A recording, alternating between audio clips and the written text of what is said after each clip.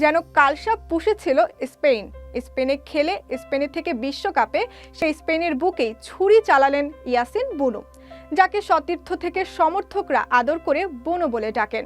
টাই ব্রেকারে স্পেনের দুই ফুটবলারের শট বাঁচিয়ে দিলেন এই গোলকিপার। তাতেই বিদায় ঘণ্টা বাজল সাবেক চ্যাম্পিয়নদের। দীর্ঘদিন ধরেই বুনো ক্লাব ফুটবল খেলছেন স্পেনে। স্পেন দলে এখন যেসব ফুটবলার খেলেন তাদের বেশিরভাগই তার পরিচিত। পেনাল্টি বাঁচানোই এই প্রথম নয়, দীর্ঘদিন ধরেই সুখ্যাতি রয়েছে মরক্কোর এই গোলকিপারের।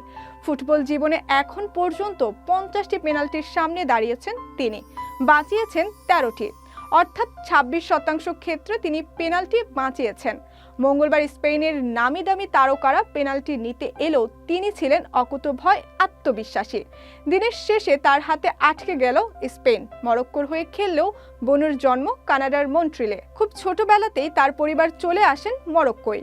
ওয়াইদাদ কাসাব্লাঙ্কার হয়ে যুব ফুটবল খেলা শুরু করেন বুনো। সিনিয়র দলে অভিষেক হয় 2011 সালে। তার 1 বছর আগেই প্রথম ডিভিশনে খেলার সুযোগ পেয়েছিল তার ক্লাব। 1 বছর কাসাব্লাঙ্কায় কাটিয়েই বুনো পাড়ি দেন ভূমধ্যসাগরের অপর প্রান্ত স্পেনে, যোগ দেন অ্যাথলেটিকো মাদ্রিদে। প্রথমে তিনি রিজার্ভ দলে ছিলেন, এরপর মূল দলের তৃতীয় গোলকিপার হিসেবে জায়গা পান। 4 বছরের চুক্তি করেন অ্যাথলেটিকোর সঙ্গে। 2014 সালে অ্যাথলেটিকো ছাড়েন দুই গোলকিপার থিবো কোর্তোয়া এবং ড্যানিয়েল আরানজুবিয়া। অ্যাথলেটিকোর প্রথম গোলকিপার হিসাবে সে বছরের 24 জুলাই অভিষেক হয় বুনোর। প্রাক মরশুম প্রস্তুতি ম্যাচে 1-0 জেতে অ্যাথলেটিকো। সেপ্টেম্বরেই বুনোকে লোনে পাঠিয়ে দেওয়া হয় লা লিগার আরেক ক্লাব রিয়াল জারাগোজাতে। সেখানেও প্রথম গোলকিপার হিসেবে শুরুতে সুযোগ পাননি। 2015 সালে জানুয়ারিতে অভিষেক হয় তার। সেই মরশুমে 16টি ম্যাচে খেলেন তিনি। এরপর 2016 সালে বুনো যোগ দেন জিরোনায়। 4 বছরে দলের হয়ে 83টি ম্যাচ খেলেছেন তিনি। জিরোনাতে খেলার সময় ভারতে আসেন বুনো। 2019 সালে কেরলের কোচিতে আয়োজিত হয়েছিল লা লিগা বিশ্ব সিরিজ। সেখানে জিরোনায় হয়ে মেলবোর্ন সিটির বিপক্ষে খেলেছিলেন বুনো, তবে কেরলের বিরুদ্ধে নামেননি তিনি। সে বছরই লা লিগার দ্বিতীয় ডিভিশনে নেমে যায় জিরোনা। 2019 সালে লোনে সেভিয়ায় যোগ দেন বুনো। ঘরোয়া কাপে ক্লাবের হয়ে প্রায় প্রতিটি ম্যাচে খেলতে থাকেন তিনি। সেবার সেভিয়া ইউরোপা লিগ জেতে।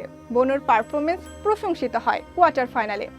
উলভারহ্যাম্পটনের বিপক্ষে রাউল জিমেনেজের একটি পেনাল্টি বাঁচিয়ে দেন। পরের ম্যাচে ম্যানচেস্টার ইউনাইটেডের বিপক্ষে 6টি সেভ করে দলকে জিততে সাহায্য করেন। তারপরে ইন্টার মিলানের বিরুদ্ধে রোমেলু লুকাকুর একটি শট বাঁচিয়ে দেন।